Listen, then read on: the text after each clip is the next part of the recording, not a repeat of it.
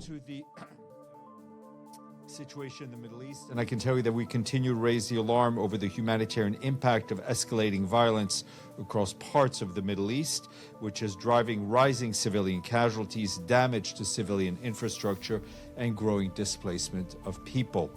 We're particularly concerned by the number of reports of recent strikes on oil facilities, which could have serious environmental consequences across the region, with immediate possible impacts on safe water, on air that people need to breathe, and on food. This comes on top of strikes on water desalination plants reported in several countries.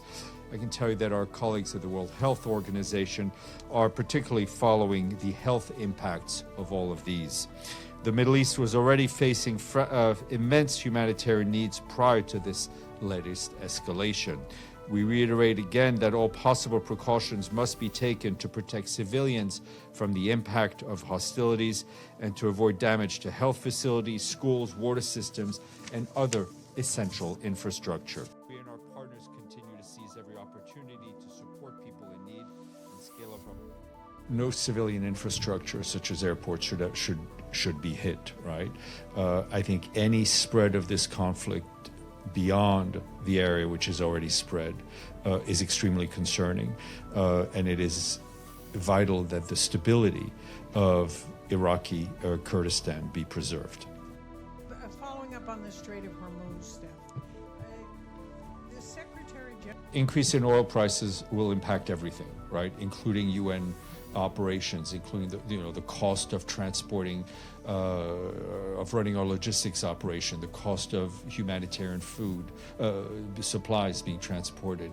The closure of the Strait of Hormuz will impact the world's access to fertilizer, right, which will increase the cost of fertilizer, which will increase the cost of food production. I mean, it will be across the board.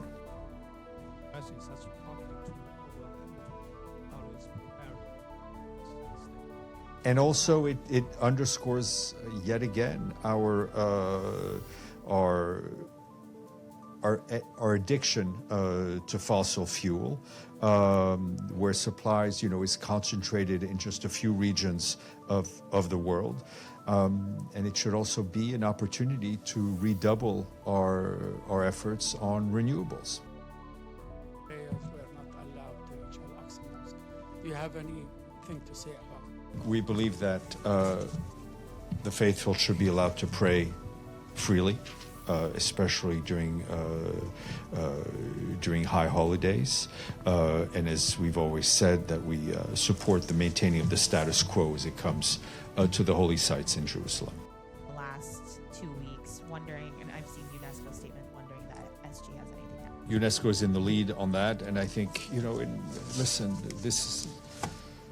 what is happening is clear to all, that in increasingly modern conflicts, it's civilians that pay the price, it's civilian infrastructure that pays the price, and we see the destruction of priceless historical heritage. I mean, you just have to look at what happened in Syria, right? The destruction of the heritage there during the conflict there, and we're seeing it again in this region.